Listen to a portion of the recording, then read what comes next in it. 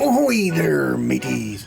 My name be Captain Greybeard, and you'll be listening to Campaign Spotlight. Before I became a pirate of the open seas, I used to be a captain of the Royal Navy. Now, instead of defending the kingdom, I line me coats with gold and fill me soul with adventure, while I protect the various lads and lassies I run into by chopping down all who dare oppose me. I hope you have a wonderful time, and I hope to see you out in the open waters. Be you friend, or be you foe.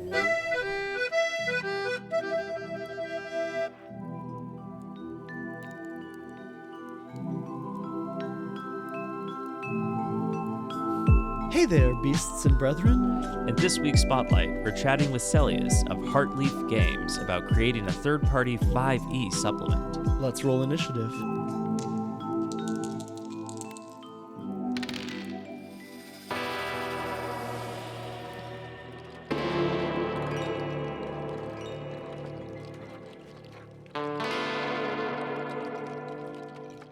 The road has been a bumpy one, both literally and figuratively.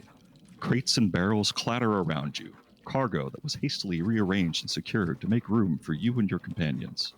It's a cramped space with no windows, and the din of wood on wood makes casual conversation all but impossible. Not that there's much to say after days and days spent staring at various shades of brown anyways. The feline merchant had seemed reluctant to let you into his cart at first.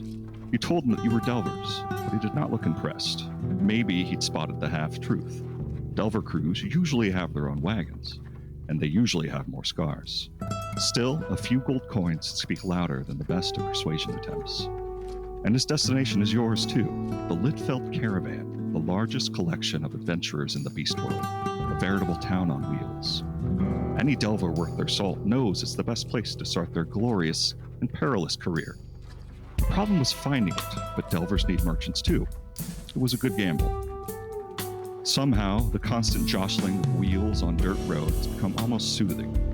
The monotony of passenger life has left you to daydream about the possibilities for soon-to-be a new life. Riches, fame, excitement, something has drawn you to delving, this emerging profession of daring beasts who brave the dungeon, quelling threats and unearthing vast treasures. You and your companions, perhaps longtime friends or perhaps strangers, all seek to join the ranks of the Beast World's newest heroes. Well, deep in your thoughts, perhaps drifting half asleep, you barely register that something has changed. The cart has stopped, and you hear muffled talk outside your wooden walls. Stopping for another night, maybe? But no, it's too early for that. Sunlight stings your eyes as the cart's doors swing open. As your vision adjusts to the sudden brightness of midday, the feline merchant greets you with your companions with a scowl, pitching a thumb behind him. And then you see it. Throngs of beasts like you, clad in arms and armor, walking about or gathered in small groups. Countless wagons are parked in formation, much different than the merchants. Bigger, sturdier, equipped with all manner of weapons, plating, and cosmetics. These are Delvers, real Delvers, the ones you've read about or been told about. You hop out and feel your feet touch solid ground, and the sight makes all those accrued aches and pains worth it. As you survey the caravan, you notice someone approaching. A gray-furred wolf, as tall and as broad as any of you've seen before, strides in your direction. Perhaps he's coming to greet the merchant, but no. His eyes, which burn a bright, strange orange, are trained squarely on you. He would be exceptionally intimidating, if not for the wide, goofy smile on his lips. As he stops in front of you, you notice his clothes are styled simple, though the quality is anything but. Vaguely, you feel like this man is important, but it's not until he grips you with the firmest handshake do you remember that this is the chief of the caravan, and one of the most powerful people in the world. Welcome to the Litfeld Caravan, He rumbles, deep and smooth and casually joyful. Please, enjoy your stay.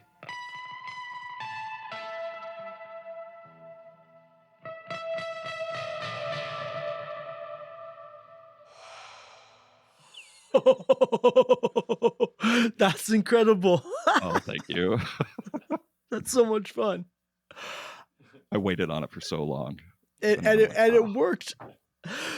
Selius, welcome to Campaign Spotlight. Thank you very much for having me.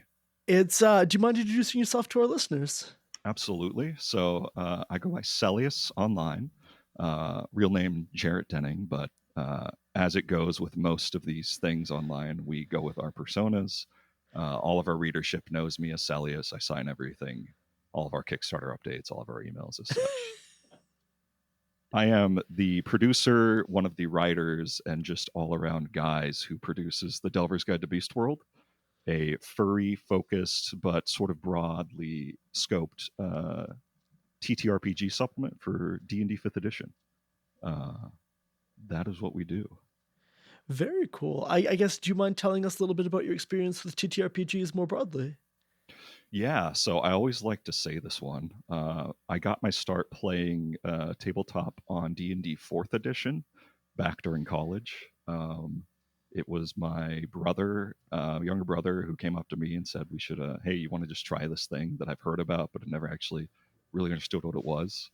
Oh, wow. I am an English major, so like I was instantly hooked, and I'm a fantasy nerd through and through. So I'm like, yeah, why not? Grabbed one of my best friends and also roommates at the time, and we went and played everybody's first game of D&D. It was a table of about 10 people, which was a huge mistake. There were many mistakes made that night, but it was one of the most fun experiences of my life. That's so ambitious. It was. We didn't realize how ambitious it was at the time, and it was a blast. So that would have been around, this was almost right before 5th edition came out. Sure. I think it was probably 2013. So, yeah, kind of a late start, all said and done. I graduated college in 2015. So it wasn't until then that I really had a chance to try this thing out. With the table smaller than 10. With the table smaller than 10, yeah. We started organizing games between us at that point. Not everybody showed up after that, but we made small groups and stuff.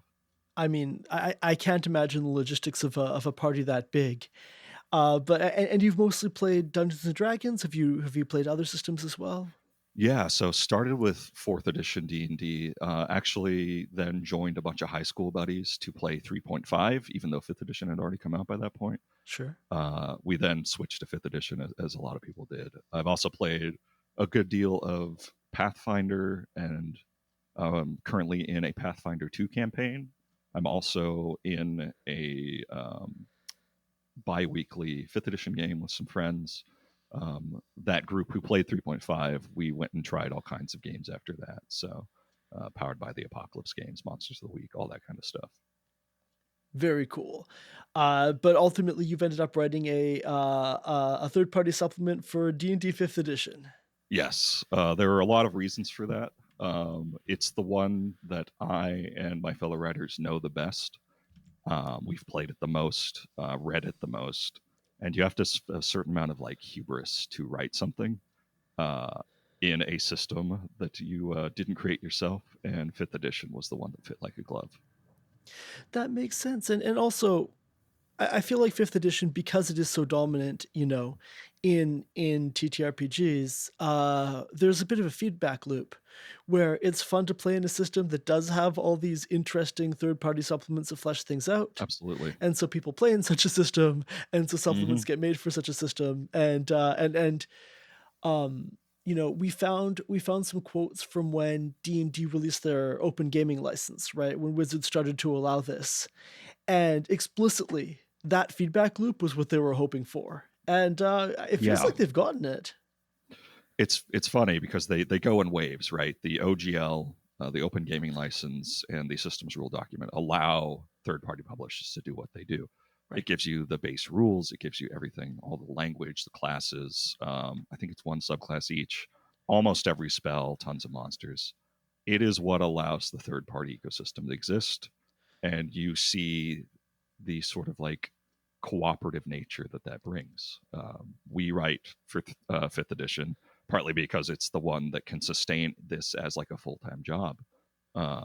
and that comes back and keeps people playing D&D. It's the most ubiquitous for a reason. Wizards has a history of going back and forth on this. Boy, do they. They sure do. 3.5 had a extremely robust third-party publishing scene. They pulled all that support away for 4th edition, and for all the reasons that 4th failed essentially as the dominant edition, they had to then sort of backtrack, and they did with 5th edition, and had a really open and robust atmosphere to making this kind of stuff. Right. And more recently, I think it was at the end of 2023 when Sure they was. experimented with changing the rules again. Mhm. They really faced more of a backlash than I think they thought they were going to. They really did, and I'm really grateful for that. That was the end of 2022 into early 2023, and we were in a really vulnerable place. I think that's right. You might have to fact check on that. We were in the process of creating the Delver's Guide to Beastworld at that point. Right. We were looking to publish, and it put us at a great deal of risk. Those original rules that they were putting out, they were enough to sink most major third-party publishers and even smaller ones like us who had just gotten their start. It was a very ambitious move. Everybody in the community raised their voices to an extreme degree, one that was needed, and it sort of saved the sort of environment that we know and enjoy today.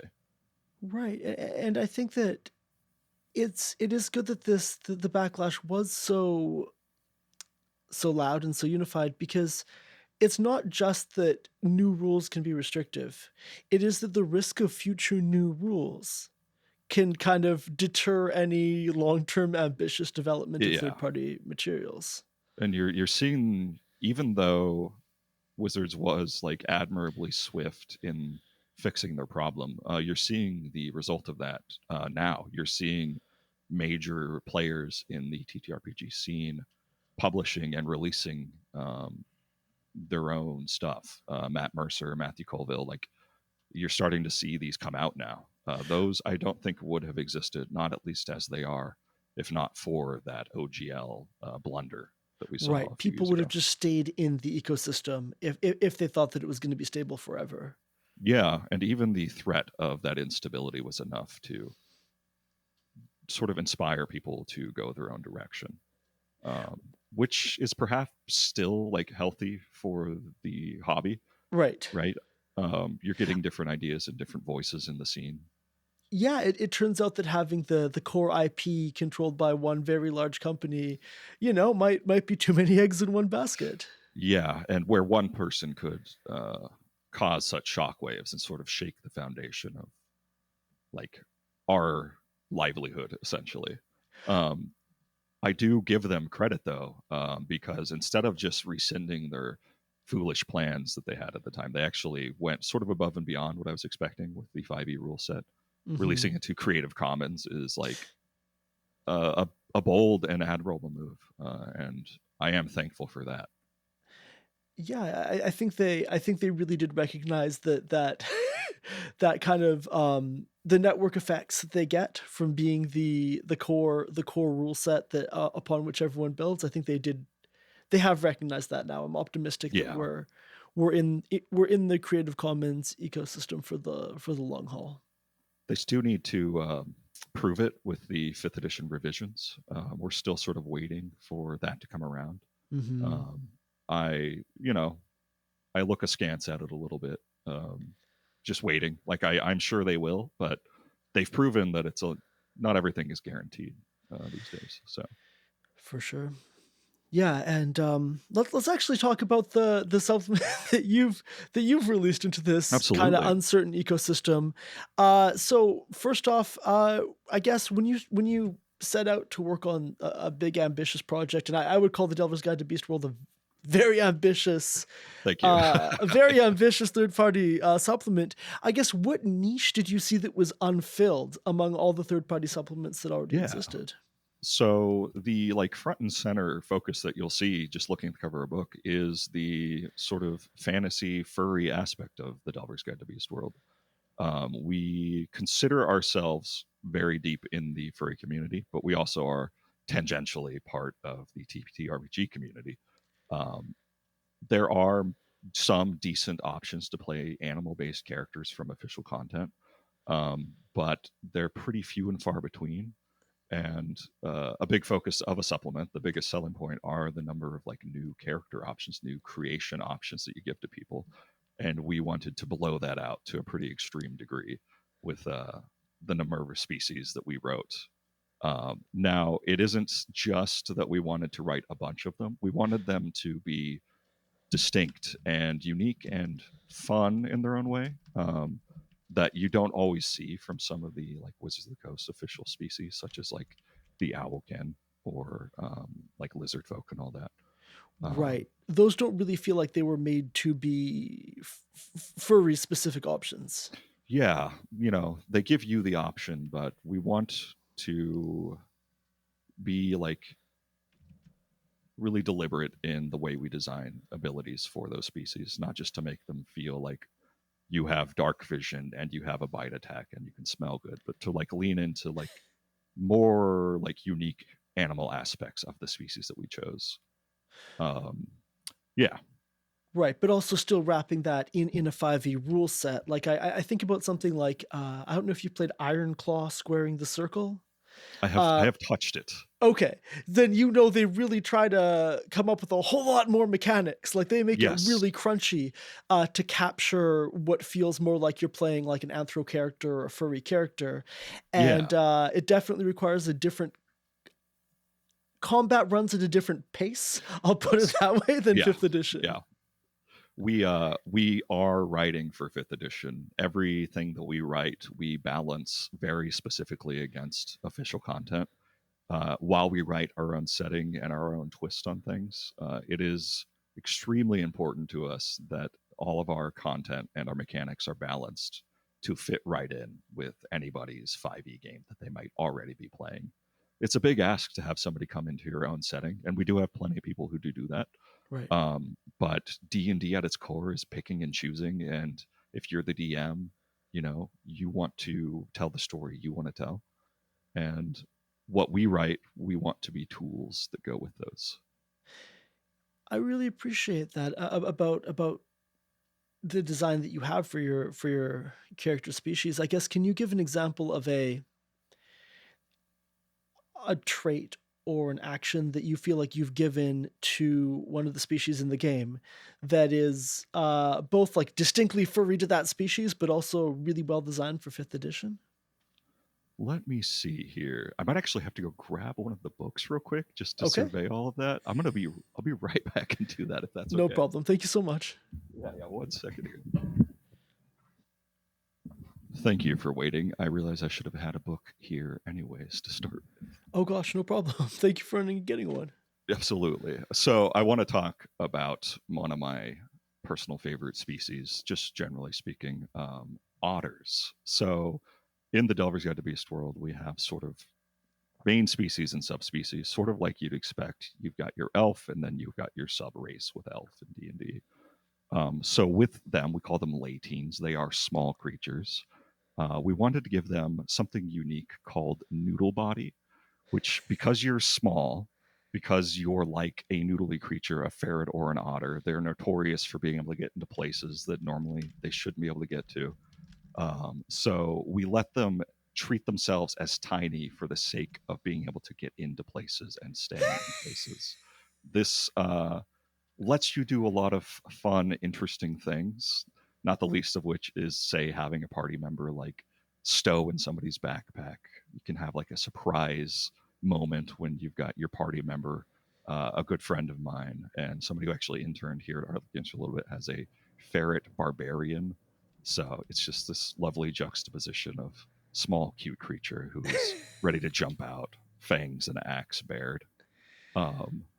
That is one of my favorite examples of one of them that we wrote.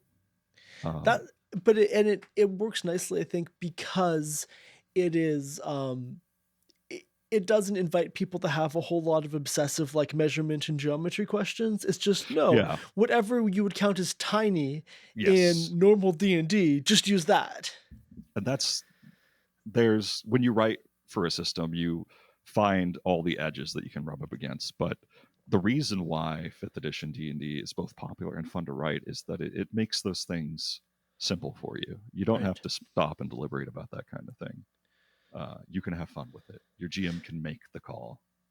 The GM can make the call, but there's also, people have already built the mechanic of what it means to be small, what it means to be tiny. These size classes already exist. Yep.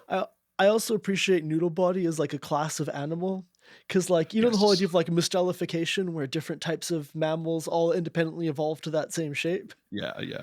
And that works well, I guess, mechanically. Now that you mentioned the process of writing, maybe it'd be helpful to just walk through what the process is like, going from conception to publication of a supplement like this. Yeah, so we could even talk about where we started, Yeah. me and my compatriots. So this all for us began with Kickstarter. Um, Myself, Cullen, who is the creative lead and actually the original founder of Heartleaf Games, and Lexi, who was our layout artist. We three, for all of writing the Delver's Guide as well as all the like NPC card accessories and adventures, we all sat in an office, which we could do because of Kickstarter, and basically worked on the book for about 13 months. Wow. It was a long one. It's a pretty big book. It's just over 400 pages. It wasn't supposed to be that. It was supposed to be just over 300 pages. But as you write and create and sort of let things go, as you get new ideas, you can sort of get carried away. We did cap it at 400, though. We had more things we wanted to write about, but we said at a certain point you have to just sort of hit the pause button and save that goes in idea the for sequel. later. So Yeah. exactly. Which we have many ideas for, of course. I guess was there a process of iteration and playtesting when you were coming up with these concepts? Yeah, definitely.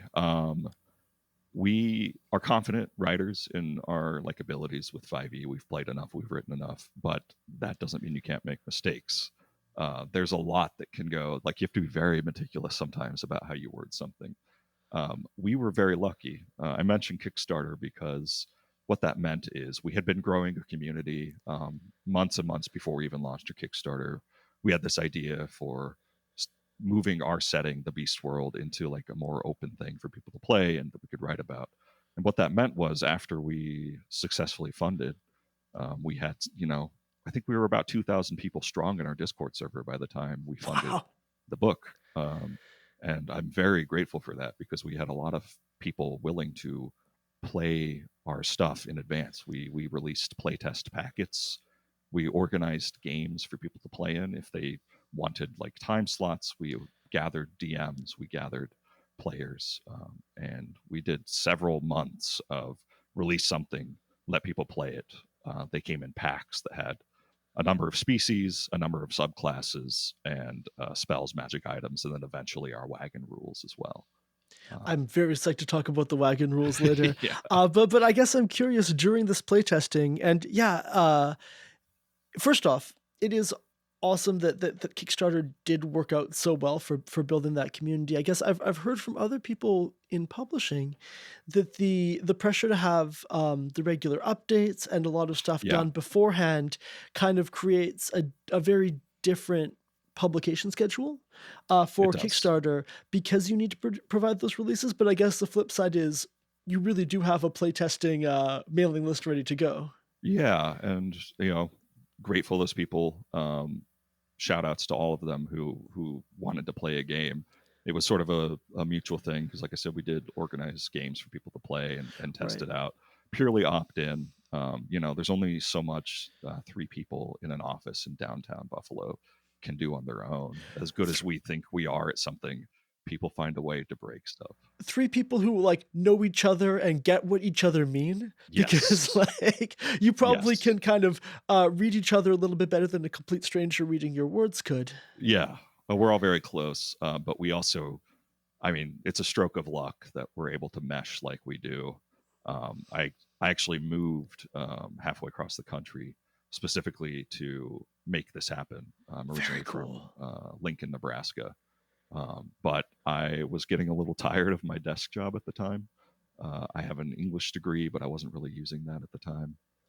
English and political science. And then there was an opportunity to Yeah. try to make something happen.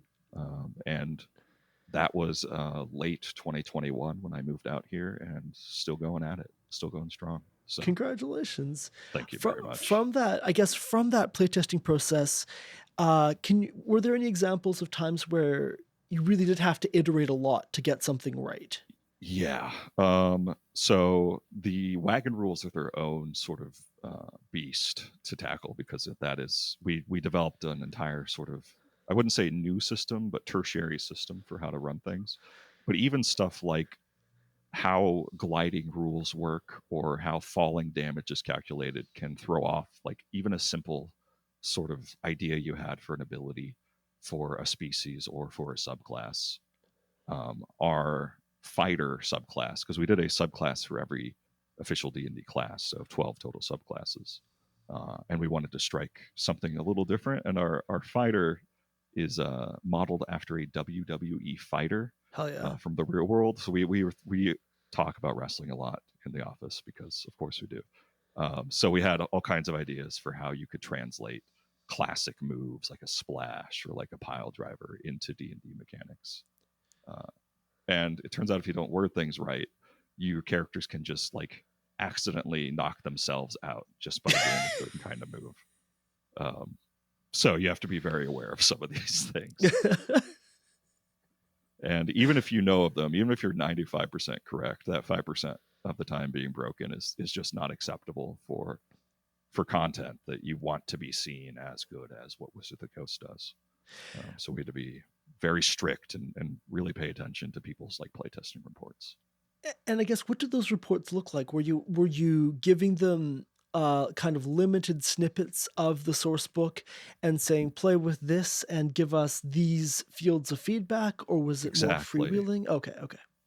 So we used this was like the Delver's Guide was the first publication we ever put out. So we were, and in some ways still have our own like tendencies and amateurish approaches. We've gotten better at it, but there's, at the end of the day, Google surveys, Google Sheets, these things are really helpful. So we designed, I think it was 4 different playtest packets over the course of a few months that would have species, like I said, species subclasses and sort of like level ranges that we asked people to play in. Got it. And then we gave them surveys, both like on scales of 1 to 5, what do you think? And then we would ask them like, okay, what did you like about this? Not what did you think was strong or weak, but what did you find fun? What did you find that wasn't fun? Because it's not just enough to make sure that this is perfectly balanced and this works as you would expect it. But if you want something to be like chosen by people, you want it to be interesting and new for them. So that kind of feedback served a very important role for us, just as much as like, did this break your game in some way numerically? Which it did occasionally. I will not lie. There were times. And I guess for things like this fighter subclass and pro wrestler themed subclass seems extremely fun, by the way. For aspects favorite. like that, did it take a few iterations to get that working coherently, or? It did. You can abstract so much in D&D. Like 5e really invites you to come up with your own ideas of things you want to do. So it was very easy to slip into that. But when you want to make like a more complicated subclass, because there are degrees of sort of mental load that you have to account for. Yes. You have to be particular in like where you offer, like how much do you want people to be thinking about their subclass versus everything else they have to come to the table with. So with the ideas that we had for this, the main event fighter was for them to build up heat. It's drawing attention, and for like in a fantasy setting, they're sort of like hyping themselves up. While Colin came at it from a WWE perspective, I was sort of thinking like in a Devil May Cry sort of way of like interesting, hyping up your own style. That's how I actually flavor my own main event fighter, is because I was thinking like kind of like Old English, what are they called, like Bayots, like the ritualized boasting. Oh, that's fun too. Yes, you could absolutely fold that into your main event fighter idea. Like the best subclasses will let you take your own spin on them, even when they're very specific in like your own inspirations. Letting people take it in their own unique way is just a ton of fun. Although I agree with that. Although I think it is one interesting part about the source book. One of the reasons that, I mean, I was surprised how long it was when I got my hands on it as well, is you know, the kind of stated goal is, hey, we're going to have a source book that lets you live and play in a world of furry characters, right? Of anthro characters. And I think that makes a ton of sense. We've recorded a few furry cons now and asked people about their characters and campaigns. Oh, yeah. Truly, no one is better at character creation. No one is better at world building. It's wild that there aren't just a ton of source books catering to the community. Honestly, yeah, right. Everyone has like these elaborate long running campaigns. And I think you do that really well in the source book, but the source book also introduces new subclasses, which are not specifically furry themed. They're kind of more general. And it also introduces this wagon mechanic to help with the logistics of having a wagon while you're dungeon delving. Yeah, absolutely. So it's trying to do quite a lot.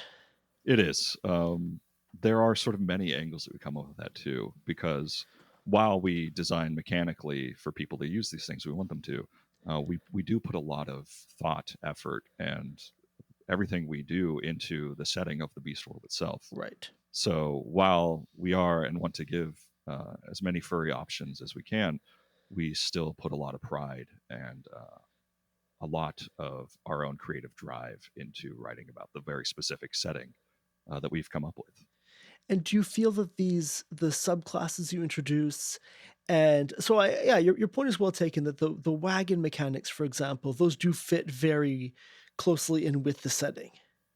Yeah, so we wanted to, on its face, have a setting of high adventure and a setting of a helpful slant. To like talk briefly on that. Yes, we were writing the book during COVID. And that was not a fun time, like the peak, like you need to not go outside. You need to, stay home. The world just wasn't super fun. And while we do consume and appreciate, and some of our favorite media are this sort of grim, dark take on things, we preferred to go with a more like hopeful direction, a hope punk sort of situation. And part of that all ties in. The setting itself is one of sort of a connected world where people travel from place to place, finding adventures, finding dungeons and things they need to solve. But a big part of going across the world and getting places is the time between those things, between the big staccato moments of like fighting and drama and intrigue, the day-to-day kind of things. And so while we did write and create this wagon system from like a combat mechanical sense, there's also a big focus on the in-between, the making your wagon not just a tool, but a home that you and your fellow delvers can live in. Right, which I think really encourages people to, during those travel days, actually interact with the world and not say, you spent 5 days traveling. Yeah. You have to cut things off occasionally, but right. Not cut, but like make them brief in some way, like fast forward a bit. But like, as we've sort of like done the math and figured out like the economy of adventurers, right? The money and the treasure that you're finding is not every day or every week or even every month. So to sort of ground this world and the setting that you're playing in to make it feel bigger than you, those moments in between are really important. Yeah, I mean, sorry, I'm an economist by training, and I've thought about this a lot. If awesome. If successful dungeon finds were frequent, yeah, like the value of like legendary swords would crater, right? Gold would be worth nothing if every time someone spent 8 long rests in a dungeon they came out with a +3 sword.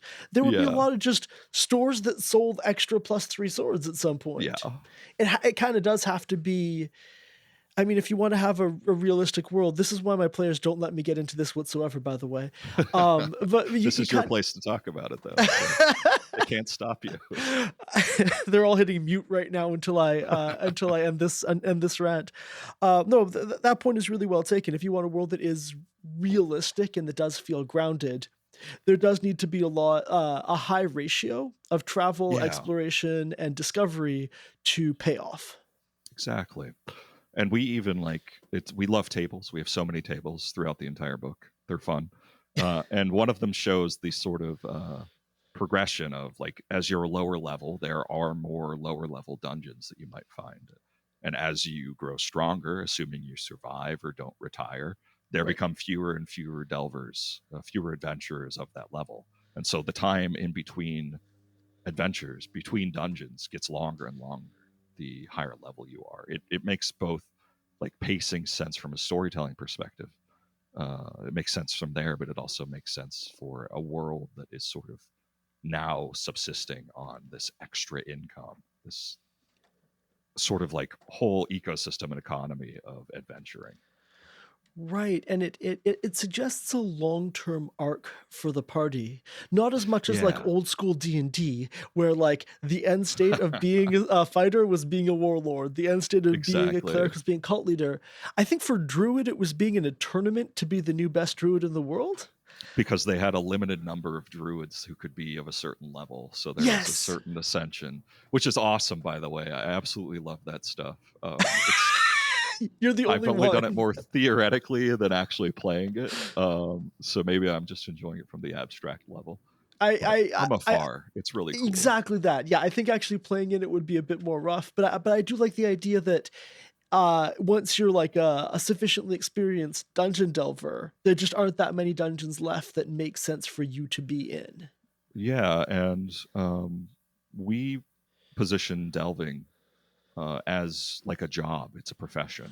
It's sort of a blue collar profession, in the same way that you call a plumber when something goes wrong in your plumbing. If a dungeon appears in your basement, you need delvers to fix this problem. And with the way that works, right? Like if you were a plumber and then you fix somebody's toilet and out popped 1,000,000 gold pieces, you would go ahead and just retire. You'd be done Right. plumbing. Same thing with sort of the natural like progress of a delver. Like you reach 9th level, you're set for life.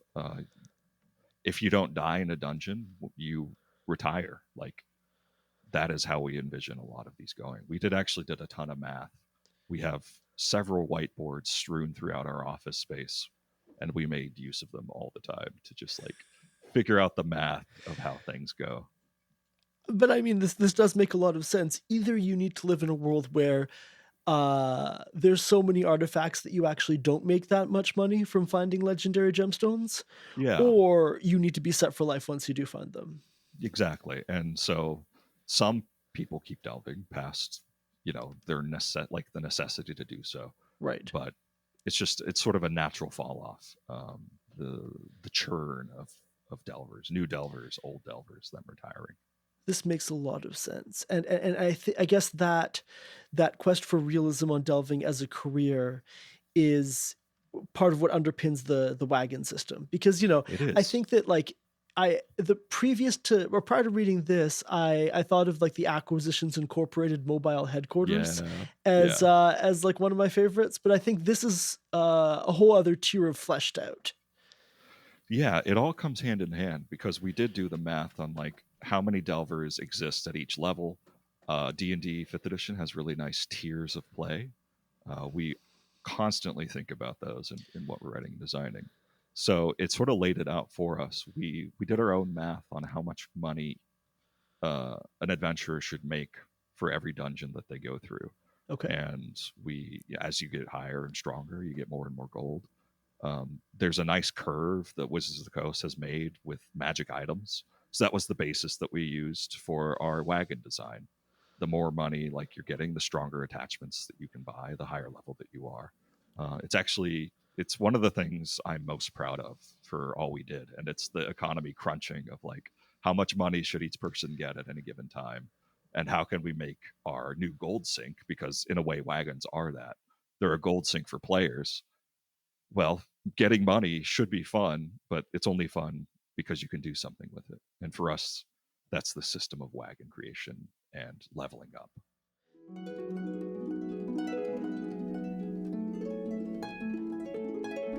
Hey, Jake here, asking for your support in keeping Campaign Spotlight running.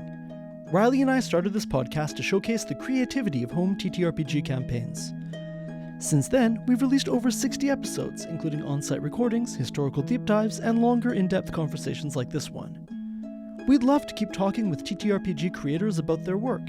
If you enjoy the show, consider becoming a patron at patreon.com/campaignspotlight. Your support gives us the resources to plan out the next season, and also prevents you from rolling a d12 when you meant to roll a d20.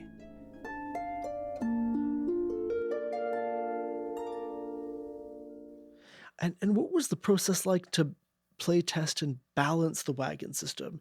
Because sometimes you're conferring fairly powerful mechanical advantages to the party. Absolutely. That was the most intense playtesting that we had to do. It was the most difficult thing to write from the entire book. For context, there's about 60 pages worth of total wagon rules, from what they are, how they work, how to get them, what you can put on them. It's not all focused on combat. A big part of it is also making it your own space. In that regard, you can like buy fancier furnishings. You can make it your own space. You can make it bigger on the inside with extra space that has been harvested from this other weird broken world. And there's a curve to that as well. The more of these, like the bigger you make it on the inside, the more expensive it is to get there. We trusted our own math on a lot of that. You can't really play test somebody's campaign. You can't have somebody like sit down and do what they do. So all of our play tests, except for some like extraneous ones that people played with their already ongoing campaigns, were one shots. So we did playtest packets for species and subclasses. Wagon stuff had to be on their own level. Those were dedicated release playtest packets, if not with some extraneous like mechanics we put in. Like we wanted people to play specifically encounters using our wagon rules. And like I said, that took the longest. It was 6 weeks total of like all we're doing is talking about everyday wagon mechanics. We do this full time, especially during the writing of the Delver's Guide. We were putting in really long weeks, coming in on Saturday, coming in on Sunday, staying in the office, for 10, 12 hours, crunch, if you will. And all of it was wagons. Like Lexi was doing layout stuff. Props to her for just the most incredibly beautiful work that she managed to do, while also being head to head with all the writing and balancing mechanics. But yeah. Do you feel like since the book has come out, do you have any feedback or any builds that are particularly broken, for example, from the wagon material? Honestly, I'm very proud to say that like nothing so extreme that we've felt the need to do errata for. Like if something is strong, good, it's strong and fun. Sure. Nothing has truly broken it. What we do look for is if rather than if people are using something too much, we're a little bit more focused on what people aren't using. Right. If people aren't using something, it's because it failed in some way. So D&D is a game of imagination. As long as something isn't like truly halting progress at the table, we're more focused on, is this fun? Do you want to use this? That makes a lot of sense. So with the wagons, we had a full circle moment where we thought we could abstract stuff out. Like instead of using hit points, what if like, because it's more complicated, like logistics wise, like a combat encounter using moving pieces with like moving vehicles, moving structures. We first tried to do things like abstraction, saying like your wagon can get hit by like a major attack this many times. And we just found that a lot of that wasn't as fun. So we slowly slipped back into, we're writing for 5th edition D&D. So these wagons should be 5th edition D&D. You shouldn't have to memorize a whole different system. Your wagon has hit points, right. AC, it has like actions that you can use on it, that kind of thing. And because we went that way, Yeah, go ahead. But also, you have mechanics. The animals drawing it are magically protected from just getting targeted. Like the wagon has high AC. The animals are kind of immune from just being stabbed. The sort of graceful part of all of this is that D&D already accounts for that. Like, Yes. called shots aren't a thing. So if your wagons and its mounts are considered the same object, the same thing, which they should be, you don't have to say that, like, well, your horses are going to die every time there's a dragon's fire breath. You use that abstraction of, like, the wagon itself is what's taking the damage here. Right. You don't need a wagon with 80 hit points and 2 horses with 10 apiece. Exactly. We had to deliberate on that, though, because it wasn't guaranteed. D&D doesn't have vehicle rules in it. Like, Wizards of the Coast has not touched that. Yeah. It was on us to come up with that. And through the writing, you kind of figure out a little bit why, because it's not easy. Like I said, it was the hardest thing we had to do. So that makes a lot of sense. it was also the most gratifying, though, because it came out. People have been ecstatic about it. People have been using our wagon mechanics for other official 5th edition supplements. When Spelljammer came out, pretty much right after we were doing our stuff, people were like, well, they didn't give us rules for flying Spelljammers, so we're just going to use That's true. the Delver's Guide's wagon rules. And that was probably the biggest compliment I've ever heard for what we've done. That is extremely cool. So I think a lot of our listeners are people who do a lot of GMing and a lot of world building and have some interest in putting out supplements of their own, maybe for 5th edition or maybe for some other, for Pathfinder or something else that has a really fleshed out rule set. Absolutely. I guess, would you have any perspective or any advice that you'd offer for someone who is trying to do something similar? Yeah, it depends on, like, the scope that you intend, ultimately. We have taken our own path on this, and it's the crowdfunding path. You see, there are many successes there, but, it's not easy, and it's a little scary sometimes because you're taking a chance. You're putting a lot of effort and work into hoping that you do good on your campaign, your Kickstarter campaign specifically is what I mean. So that's what we've done, and I have learned many things on how to do things better than how we did them originally, but also some of our instincts that have proved, like, true, that we've stuck with since then. Kickstarter is definitely a viable and good way to go. You need to make sure that you stand out in some way, whether it be with, like, what you're writing for, the quality of what, like, the production quality that you're after, and which system you're writing for. You have to sort of temper your expectations, even which crowdfunding, like, website you decide you want to use. Right. So I guess with Kickstarter, with crowdfunding in general, how do you, and maybe it'd be interesting to understand how Heartleaf dealt with this. How do you deal with the issue of needing kind of a product that is, not complete, but definitely 20 or 30% of the way along before you can even launch a credible campaign?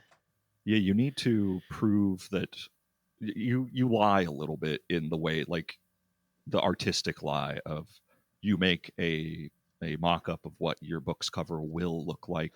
You talk about what will be in it. You get art. You have to put some upfront money. Art moves really well. That's true, especially in the furry community, but for TTRPs in general, like, colorful or distinct imagery in some way will drive sales before your writing and your design drives sales. That's your biggest first impression that you can make with somebody. So that's in your, like, art. It's in your sort of UX design, your layout, and that's sort of your first punch into anything. That makes a lot of sense. And I guess, do you have any thoughts on the iterative process of going from, like, okay, we have an idea, we have a lot of people enthusiastic about this, and there's going to be demand for an end product. Some iteration has to happen in between.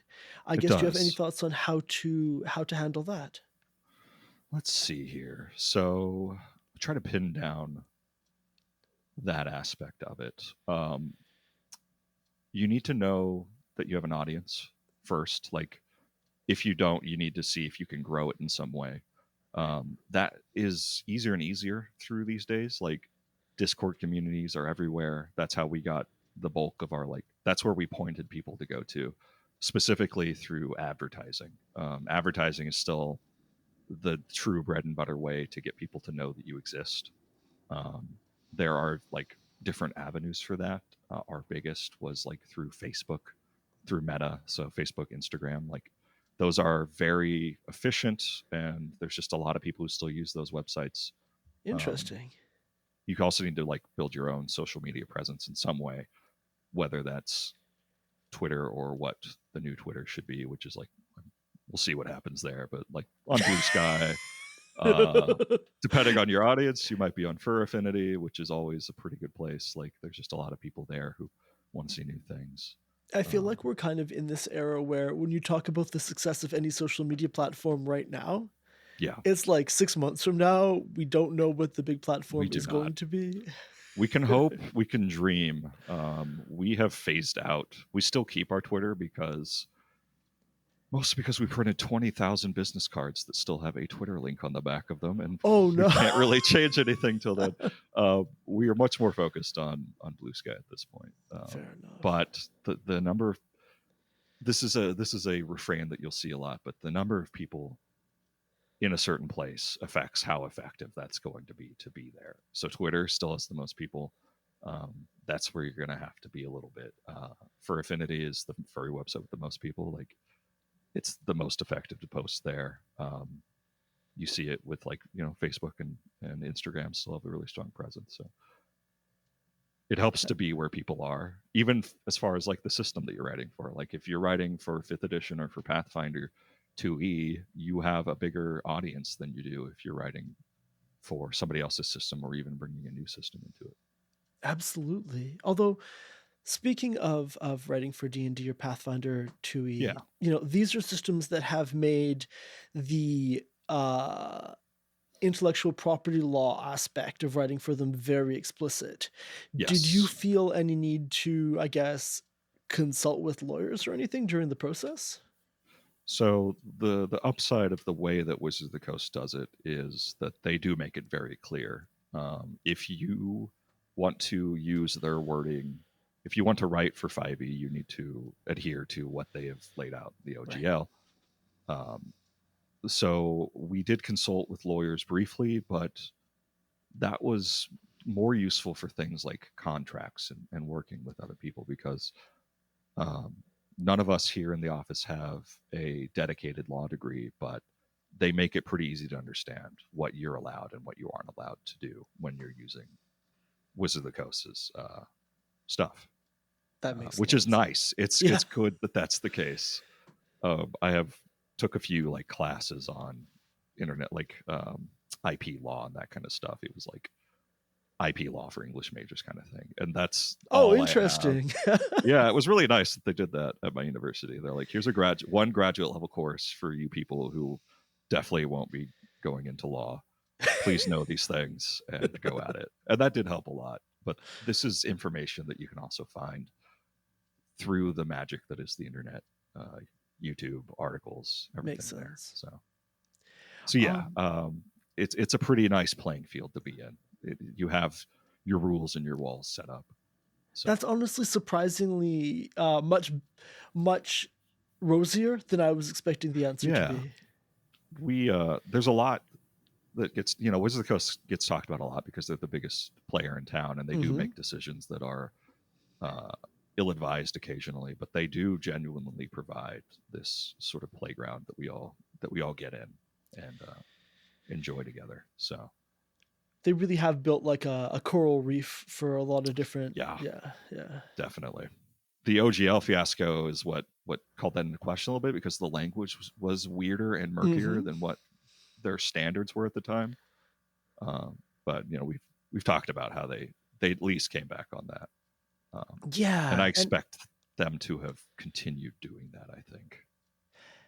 Yeah, I certainly hope so. And it's also reassuring that the breadth of content which they will accept as third party is quite wide. Yeah. We talked on the show previously about the in the late 90s, a third-party supplement called the Book of Erotic Fantasy. Yeah, Uh, absolutely. and at the time, Wizards felt quite strongly that this was distasteful, and they needed to change the OGL for it, despite the Book of Vile Darkness that they'd put out the year before arguably being more distasteful to Yeah. modern sensibilities anyway. And I Yeah. guess it's, candidly, it's good to know that they didn't attempt to crack down on a furry supplement. No, we have never actually spoken to anybody at Wizards of the Coast. I think they prefer it that way, Yeah. because we maintain the pretty easy to understand guidelines. We've not crossed in anything, Absolutely. and it's in everybody's best interest for it to be that way. 100%. So I will expect to at least rub up against some Wizards of the Coast people. We will be exhibiting at PAX East next month. So I'm actually really excited to have a chance to literally walk up to like Wizards of the Coast booth who are going to be in the same room as us and say hello and hopefully chat with somebody. That is real. I'm legitimately psyched to hear how that goes. Yeah, I'll let you know. I'm super nervous about it because it could not be a bigger stage. Yup. And we're not huge by any means, but we will be in the same area as some pretty cool people. So, well, congratulations we'll on see. that. Thank you. I appreciate it. Do you I guess, do you have any media, any books, anything online, anything that you watch that really inspires your writing for the Devil's Guide to Beast World? So I do have sort of the best answer for that. Me personally, I want to give some shout outs to like my personal media because Please do.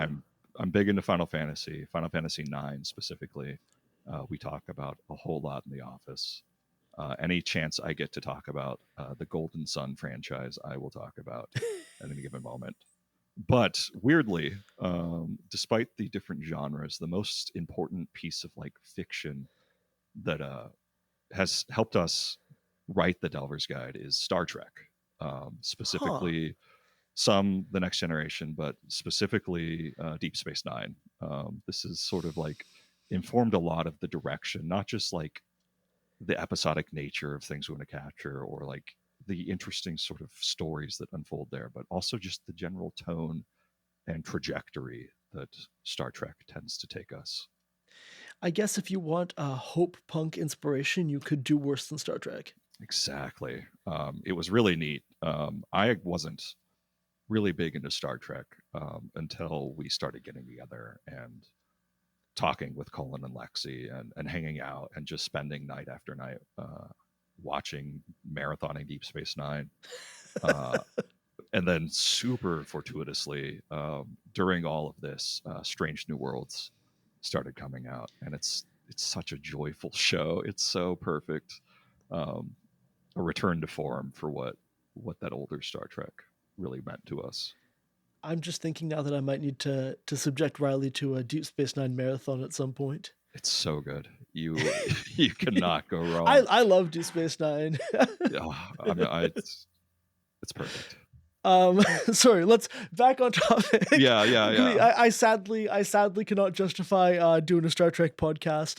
But Not yet. I guess, yeah, not yet. Do you have anything other than Final Fantasy and Star Trek that you would like to plug to the audience?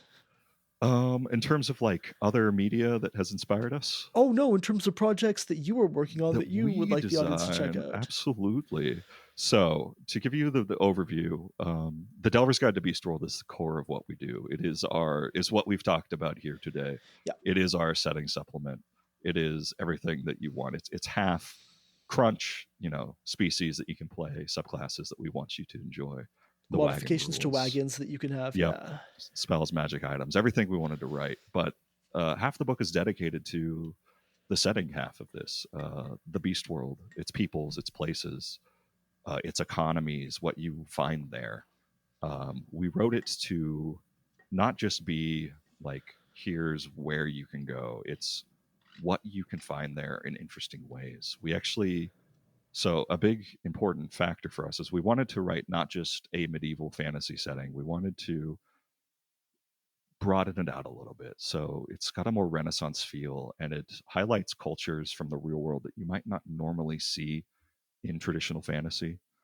We take heavy inspirations from places like the Philippines and the Caribbean, the Mediterranean, and like pre-colonial places.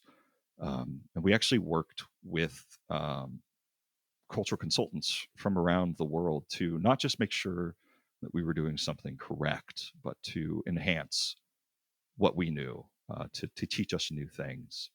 And we write about those in the book directly. There are, anytime you see a blue square, it's a cultural sidebar in which we talk to you directly, the reader, about what we found, like a cool thing that exists out there. And that is sort of why we made this the cornerstone of what we do. From the Delver's Guide blossom some other things, such as adventures that we've written, published, and printed, or adventures that we're currently working on. We have decks of NPCs, characters that you can sort of bring into your game if you're a GM, to sort of make the job easier for you when your players walk into a tavern and ask who's here. We can sort of help you out on that one. So, and we are currently in the process. We're late on it because, of course, we are a fully fledged campaign book called The Summer in Dungeon Town that we'll be releasing later this year. 200-page hardcover release. It was our most recent major Kickstarter campaign. We've done some smaller things here and there, but that's the thing to look for. I can give you some links to all of those. We've got our own web store. We've got our own Kickstarter pages and stuff. So makes sense. We will link to all of that in the show notes for the audience. I also want to say, come see us at conventions. We go to so many conventions now. That's where we met originally, and we just kind of get all over we can. So we've got some furry conventions coming up. We've got some gaming conventions coming up. I've even applied to an anime convention back in my in Nebraska that I really want to take the book to. So extremely cool. Yeah. We also have a wonderful Discord community. So if you're interested in meeting people, learning about the book, expressing your own ideas, or even finding games, we've got all that on our Discord. Awesome. We will link to the website as well as the Discord in the show notes. Thank you so much for taking the time to chat with us today. Absolutely. I appreciate the opportunity to come talk. Right now, we're 4 people in office. We actually added a 4th member, Ixrin, like a year and a half ago now, who's helped us out with all of our current and future endeavors. But we only have each other to talk to every day. So to talk to somebody else about all these things when we already know everything that I just said in the office, I really appreciate it. I appreciate the opportunity. I really appreciate getting to hear about it. Thanks so much. Have a great night. Thank you so much. You too. Bye-bye.